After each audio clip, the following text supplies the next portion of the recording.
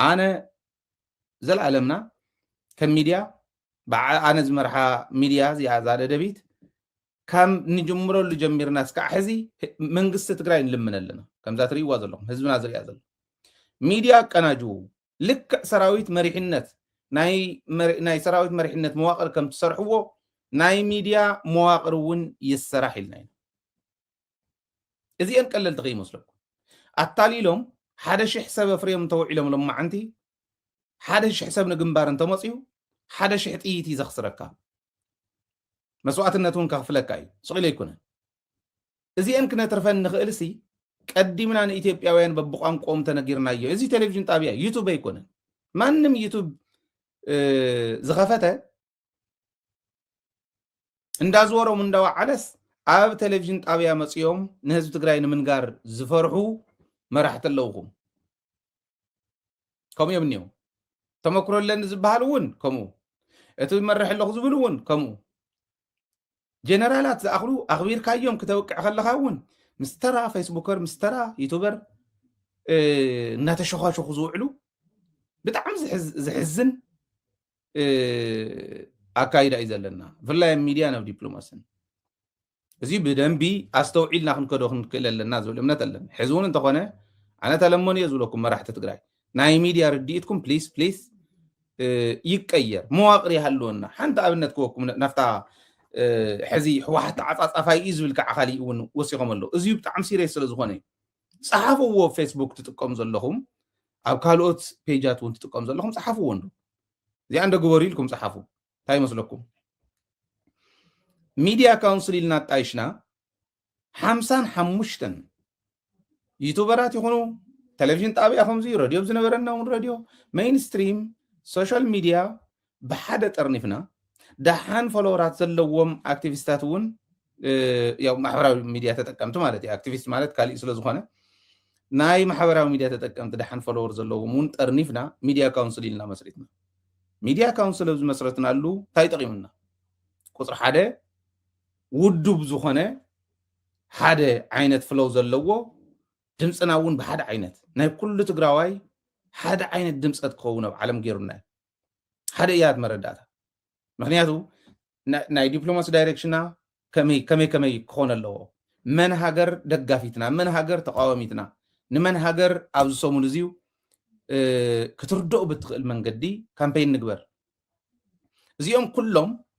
بعد تودي بنا اينا نمرح نيرنا ميديا كونسل انتي طقم نيرو مسيلكم ودب نديو 55 زاخلو سبات زاخلو ميدياتات نولهم كلهم اونلاينن ناي فنون ميديا ولا توم ناي محبراوي ميديا تتقمتي بصوتنا ون تاكيوم اتحبريتا رخيوم ስለዝኾዱ ክጽሕፍዋ ከለው ክንደየና ይዛአክል ሓበሬታ ከናጉዕ ዝኾዱ ጸላእቲ ይሓፍሩኹም ዝነበሩ ንሪኦም ነርና ክሕስዎ ይኽእሉን ዘለና መረዳእታ ናብ ሃይለን ተመጽያውን ናፍቲ ግሩፕ እናሰደድና أمباسادراتنا ون مصيوم أبديتاونا منغست تግራይ دايركشن نابي غصيلنا حديثنا زيوم كلهم استخاخلنا نخدنيا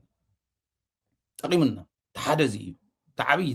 تتقمنالو مرداتا فلو حدا نيرو كله حق نيرو خنياتو منغستون ميدياتاتون حبيرن زامنالو يسرح سلازنبره اناليسيس بوزح زيكون سباتون أمباسادراتنا اندسحبنا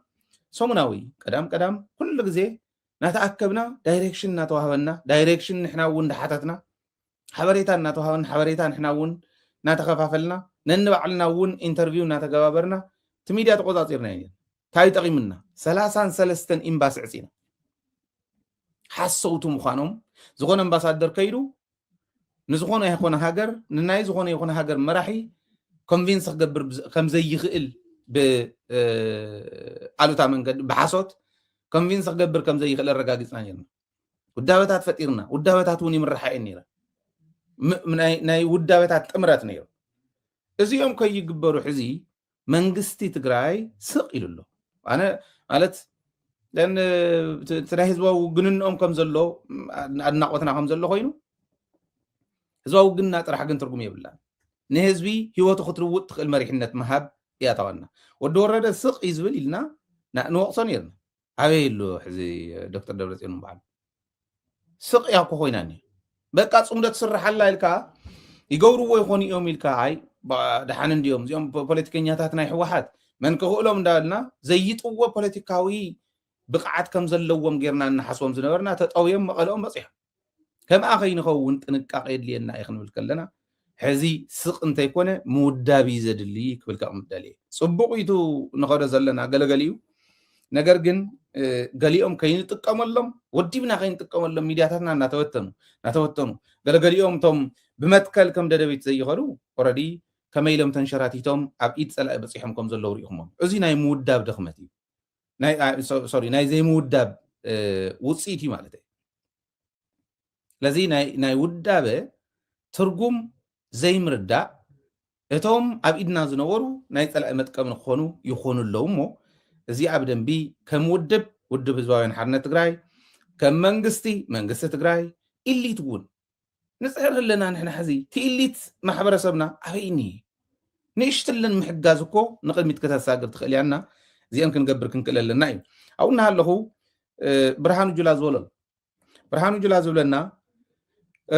ሕወሓት ተዓፃፃፋይ ባህሪ ኣለዎ ዓዲ ንምጥፋእ እንተኮይኑ እዩ ቃል በቃል ከንብበን እሞ ትርጉም እውን ስለ ዘለዎ ብሓንሳብ ከንብቦ ከለኹ ድሕሪኡ እንታይ እዩ ዝብሉ ዘለዉ ናይ ብሓቂ ከምኡ እንተዝኾነልና ኣነ እውን ደስ ምበለን ተዓፃፃፋይ ኮይኑ ፖለቲክሊ ነዚኣቶምሲ ጎቲቱ ናብቱ ንሳቶም ኩዒቶሙልና ዘለው ጉድጓድ ክእቱ ዝኽእል ፖለቲካዊ ብቕዓት ተዝህልዎ ደስ እዩ ዝብለን ኣለዎ ዲ ግን ክንርኢ ኢና ሓቢርና እንታይ ይብሎ ኣሎ ብርሃኑ ጁላ ዝበሎ እዩ ሕወሓት ተዓፃፃፋይ ባህሪ ኣለዎ ዓዲ ንምፍራስ እንተኮይኑ ናይ ቀደም ፀላእቱ ፋኖን ኦላን ኣቕሪቡ ናብኡ ማለት እዩ ናይ ቀደም ፀላእቱ ፋኖን ኦላን መዓዘ እዮም ነይሮም ፋኖን ኦላን ከብስሩ ቀደም ነይሮም ድዮም ፋኖ ዝበሃል ነይሩ ድዩ መዓዘይ ፀላኢና ኮይኑ ፋኖ እኮ ናይ ሕዚ ናይ ትማሊ ውዳበ እዩ ኦላ ሕዚ ተወደበ ኦነግ ነይሩ ናይ ኣምሓራ እውን ዋላ ባዕሎም ቶም ኣብ ካልኦት ውዳበታት ኮይኖም ፀረ ህዝቢ ትግራይ ዝነበሩ እንተ ነይሮም እዚኦም እንተዝብሉ ፅቡቅ ነይሩ ኦላን ፋኖን ናይ ቀደም ፀላእቲ ኣቕሪቡ ንሻዕብያ እውን ሓዚሉ ኢትዮጵያ ክዕኑ ከም ኣቦታቱ እዩ ዝብል ባይዞ ኣየናይ ኣቦ ትግራይ ይኹም ገይሩ ትሪእዎ ዘለኹም ተረኽ ከመይ ገይሮም ዝሰርሕዎ ከም ዘሎ ፋኖን ኦላን ናይ ቀደም ፀላእቲ ኢሉ ትማሊ ዝተፈጠሩ ናይ ቀደም ይገብሮም እሞ ፀላእቲ ዝብል ተሓሒዞም ሕዚ ነቲ ወለዶ ነቶም ማሕበራዊ ሚድያ ዝኒሄ በቃ ቪው ተረኣየትለይ ሸር ተገበረትለይ ዝኸይድ ዲጂታል ዘመን ከም ኣመፃፅኡ እንተዘይተርጊምካዮ ኣብዚ ኢኻ ህዝብካ ተብለ እዞም ቆልዑ እዚኣ ወሲዶም ሕዚ ቆሪፆም ፋኖን ኦላን ናይ ቀደም ፀላእቲ ሕወሓት ኮይኖም እንዳሃለዉ ሕወሓት ኣምፅዎም እንድሕር ኢሉ ተወሰነ መንእሰይ ኮንቪንስ እንዳገበረ ይዘ ዋላ ሓደ ሰብ ክረኽብሉ ናብ ዘይኽእሉሉ ደረጃ ዘይተውርዶም ንምንታይ እዩ ፋኖን ኦላን ናይ ቀደም ፀላእቱን ኣቕሪቡ ንሻዕብያ ሓዚሉ ኢትዮጵያ ክዕኑ ከም ኣቦታቱ ይኸደሉ እዩ ኣየናይ ኣቦ ትግራይ ኣየናይ መራሒ ትግራይ ኣየናይ ፖለቲከኛ ኣየናይ ጀነራል ትግራይ ኢትዮጵያ ክዕኑ ኢሉ ኸይዱ ፈቀዶ ድሩን ገደልን ናይ ኢትዮጵያ ከይዶም መናእሰይ ትግራይ ተቐቢሮም ሓትና ተቐቢሮም ዓበይቲ ሓትና ተቐቢሮም እቶም ንፈትዎም ጀነራላትና እኮ ካልኦት ከባብታት ኢትዮጵያ እዮም ዝሕልው ነይሮም ትፈልጡ ዲኹም ሓየሎም ድሕሪ 1983 ብርግፅ ኣብ ቦትኡ ኣይነበረን እቱ ፍሉጥ ጀነራል ፀላእቲ እውን ዝመስከሩሉ ጀነራል ናብኡ ክሰድዎ ከለዉ በዓል ፃድቃን ኢታማዦር ሽም ክኾኑ ከለዉ ግዜ ሓየሎም እኮ ኣዋሳ እዩ ነይሩ መቐለ ይኮነን ነይሩ ከም ንፈትዎም ንዕኦም ክዕብዩ ንዕኦም ክልውጥ እዮም ዝኸዱ ነይሮም ኣርከበ ዝኣክል ኢኮኖሚስት ኣዲስ ኣበባ እዩ ዘመሓደር ነይሩ ከንቲባ ኣዲስ ኣበባ እዩ ነይሩ ከንቲባ መቐለ ይነበረ ትዕሽነትና ንሕና በብግዚኡ እንታይ እንዳበሉ ከም ዝመፁ ትግራይ ንምጥፋእ ዘለዎም ድሌት ዘየቋረፅ ምዃኑ ኢኹም ትርእዩ ዘየቋረፅ ምዃኑ ንሕና ኣቦታትና ሕሰብዎም መላእ ኢትዮጵያ ዘቕንዑ መላእ ኢትዮጵያ ዝመስረቱ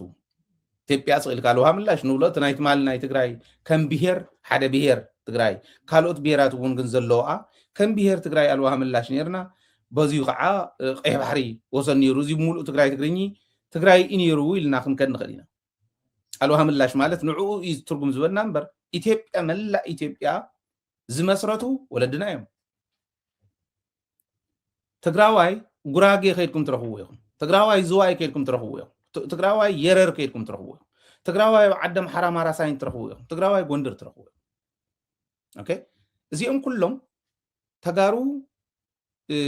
በዙ ደረጃ እዚዩ ኢትዮጵያ ዘቕንዑ ምዃኖም ትረኽብዎ ኢኹም ዓልየት ኣለውና ኢልና በዓል ካውጦና ወላይታ ከይድኩም ካውጦና ትግራዋይ እዩ ናይ ወላይታ ንጉስ ግን እዩ ትግራዋይ ግን ከምዚኦም ተጋሩ ኩሉ ንረኽቦም ኢና ብምባል ጥራሕ እውን ኣይኮነን ቤተ መንግስቲ እቲ ኸውሕ እቲ እምኒ ናይቲ ቤተ መንግስታት ዝነበረ ገና ዘይተበተነ ዑና ገዛ ትረኽቡ ኢኹም ቤተ መንግስታት ኣሎ የረር ኣሎ ኣብ ከፋ ኣሎ ኣማራ ሳይንት ኣሎ ኣብ ዝተፈላለዩ ከባቢታት ከድኩም ትረኽቡ ኢኹም ወለድና ነቲ ዓዲ ንምቕናዕ ጥራሕ እግሮም ከይዶም ፈረስ ኣብ ዝረኸብሉ ብፈረስን ብበቕልን ብሰሚናርን ከይዶም ቤተክርስትያናት ሰሪሖም ኣብቲ ግዜ ዝነበረ ኢሊት ዘፍሪ ንሱ ስለ ዝኾነ ኦኬ በቲ ግዜ ዝነበረ በቲ ዘመን ዝነበረ ዕብየት ነቲ ዓዲ ከምፅእ ዝኽእል ለውጢ ከምፅእ ዝኽእል ናይቲ ግዜ ቴክኖሎጂ ኣስፋሕፊሖም ዓዶም ሓልዮም ካብ ወፃእ ወራሪ እስካዕ ቀረባ እስካዕ ሃፀይ ዮሃንስ እንተሪኢኹም እዚ ገይሮም ኦኬ ሕዚ እውን እንተኾነ ብናይ ህወሓት ዘመን ኢትዮጵያ ተቐቢራ ዝነበረት ወዲቓ ዝነበረት ዓዲ ትሕቲ መሬት ሰፊራ ዝነበረት ዓዲ ናይ ውድቀት ናይ ድኽነት ምልክት ኮይና ዝነበረት ዓዲ ኣውፅያ ደቃ ገቢራ ህዝቢ ትግራይ ካብ ጉድጓድ ድኽነት ኣውፅያ ናብቲ ዘላቶ ደረጃ ኣብፅሓታ ግን እንታይ ታሪክ ትርኢ መስሎ ናይ ቀረባ እዋን ራእዩ ካብ ምኒልክ ንነዚራ እዩ ብርግፅ ቅድሚ ምኒልክ እውን ፀረ ኢትዮጵያ እንዳኸዱ ኣብ ዝነበሩ ንሳቶም ብዝወፅዋ ቁፅሪ ትግራዋይ እናተደቆሰ ይመፅእ ኣብ መፅሓፍቲ ናይ ቤተ ክህነት እውን እቲ ሃይማኖት ዘስፋሕፈት ዓዲ ህመመ ብድብድ ክሕዛ እዩ እዚኦም ርጉማን እዮም ተረጎሙ ዓልየት እዮም ገለመለ ዝብሉ እኮ ኣብ ቤተ ክህነት ኩን እዩ ኣብ ቤተ ክህነት ዘለዉ መፅሓፍቲ እዚ እናተባህለ ትግራዋይ ከም ቁራፅ ሰይጣን እናተረኣየ ዝመፀ ንሱ እናንበበ ዝመፀ እንታይ ይብለካ ኣሎ ካብ ሲኦል ዝወደቀ እዩ ማዓዘ እቱ ናይቲ ኢምፓየር ግሪፕ ክሕዝ ከሎ ጨቢጠየ ኣይሕዝ ማንም ኣይመፀንን ክብል ከሎ ፅባሕ ንጎ ክርኢ ዘይኽእል ሕልና ስለ ዝኾነ ዝሕዞ እቶም ፅባሕ ክርእዩ ዘይኽእሉ ሕልናታት እቶም ፅባሕ ክርእዩ ዘይኽእሉ ደናቁር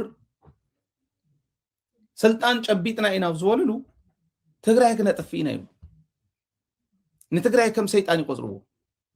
ስልጣን ምስ ተሓደጉ ብቅልፅም ትግራዋይ ግን ጎይታይ ይብሉ ሞ ሽዑ እግሪ ምልሓስ ምስ ተጀመረ ትግራዋይ ንድሕሪት ይምለስ እንታይ ኢና ዘይፈለጥና ይመስሎም ካብ ምኒልክ ዘመን ንነዝራ እዩ ተንርዋ ረኣይዎን ኣነ እንታይ ዝገርመኒ ኣሎ ይመስለኩም ምኒልክ ሩዋ መረብ ተጠቂሙ ትግራዋይ ገንፂ ኢሉ ማለት ቁራፅ ናይ ግማሽ ትግራይ መቐለ ኣቢሉ ንንየ ሸይጥዋ መረብ ሩባ ተኸቲሉ ሃይለ ስላሴ ኣልዋሃ ተኸቲልና ዝነበርና ኣልዋሃ ምላሽ ዝነበረ ትግራዋይ ቆሪፁ ሩባ ሰጊሩ ተንርዋ ረኣይዎን ኣልዋሃ ምላሽ ኢና ነርና ኣልዋሃ ምላሽ ዝነበረ ሰጊሩ ካብ ኣልዋሃ ምላሽ ናብ ደቡብ ትግራይ እውን ክፋሉ ቆሪፁ ወሲድዎ ካብ ኣልዋሃ ምላሽ ናብ ቆቦ መፅኡ ማለት እንደም ራያ ኣላማጣ ገለመለ እውን ኣትዎን ይርኢን ብለይ ግዛእን ስለ ዝበለት ህዝቢ እዩ ኣልዋሃ ምላሽ ነይሩ መረብ ኣልዋሃ ሕዚ ከዓ ተከዘ ምላሽ ይብለካ ኣሎ ናይ ሕዚ ምኒልክ ናይ ሕዚ ሃይለ ስላሴ ናይ ሕዚ ደርጊ ተከዘ ምላሽ ኢሉ ተከዘ ሞይሱ ሩባ ተከዘ ተጠቂሙ ምዕራብ ትግራይን ፀለምትን ነምሓራ እየ ዝዎ ይብለካ ኣሎ ደናቁር በዓል ክንደያ ዘለውዎ ኸ ወርዒ ኣትዮም ወርዒ ምላሽ መቐለ ኣቢልካ ትግራይ ብክልተን ሰንጥቃ ይብለካ ኣሎ ገና እዩ ኦኬ ካልእ ሩባ እውን እንተሃልዮም መንጎ ኣብ ዝኾነ ቦታ ካብዚ ናብዚዩ ከለ ካብዚ ናብዚኡ ከለ ኢሎም ክመቕልዎ እዮም ተፈጥሮ ጂኦግራፊ ተጠቂሞም ምክንያት እንዳፈጠሩ ህዝቢ ትግራይ እናመቃቀልዎ እዮም መፅኦም ህዝቢ ትግራይ እናመቃቀልዎ እዮም ነዮም ሓድሽ ነገር ኣይኮነን ፀላእትና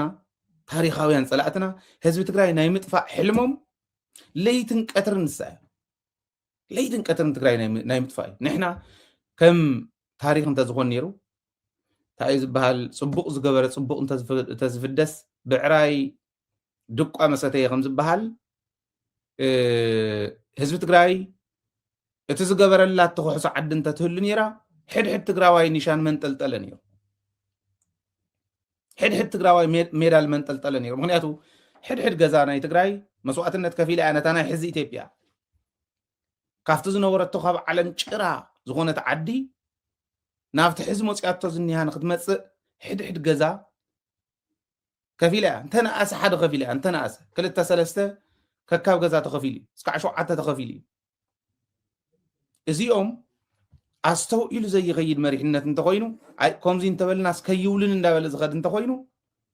أي واتسنان تملكت حدا تاريخ كنقرأكم تقارل تتقراي سراح سلطان كوهاوم كل الدسابة مستم كالوت بير مستقلا قالوا تقارا لايني رخيتولو كي يسوقون الساعتهم كي يفرحوا تجنقهم لهم ستريس كي يحزوم اوكي ستريس كي يحزوم كي يجنقوا وكي يفرحوا تقارا لايني رخيتولنا تبالي اخي كان يماجن كندز إذا أكل إينا كيولن زبل قدا كعنا لذي أفتغيولن اللي حزقنا أتينا زبل إمنات يبلي زبل فرحون يبلي من هالباش تومي تبقى والناس زي تودع لهم كجورو وخليه جن هو حات روكيت حزي مثلا اللي خلك أخلو تاريخ كادم سيسو ورار جيرو موتا مبوتاتنا تم تاريخاويان سمون من ساعتنا تندخفلون إثيوبيا وسنا حليهم انتي قرص انتي شرممو نافت زقصل زم حلالو في جغانو باندا تقصيرهم باندا تقلبيتو نتو نهاجرو مسوعتنا تخفل تاريخ السرح حزبي كومزي عين شماشم كوصل خلو اتترخ ناب تاريخ كيركا تخكلنيا تاريخ كتمرخ تقل لك نتو بتاريخ زتالل زلو زي اتقبر ميديا نزيه مريحنا تقراي أم ميديا زلكم رديت وروديو ودقيو قدفو حزون لمن يزلو هاي هيدروجيولوجيستي انتليجنس ان كاونتر تيروريزم كصنع اناليسيس نمسراحكم تشون ميديا غير حزبي كوص بمعدو سلو زغونه تاناتي امباكت حزي لخسرح خلو وحجزكم يلي كالي تامر يقول كم زغت بالكلخه ودقات يلو تخريفو قاليو كرفيو ويسك زوردل انت خوي زبردل انت خوينو ويسك زورد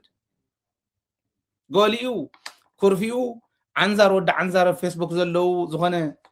تريوا ملغم من مسمن يزرارب كم زنبره فلوط يحزي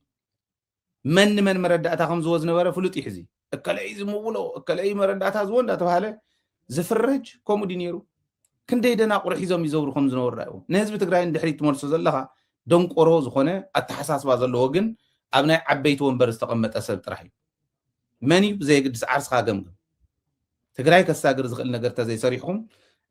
እቲ ጋዶ እንዳኾነ እዩ ዝኸድ እዩ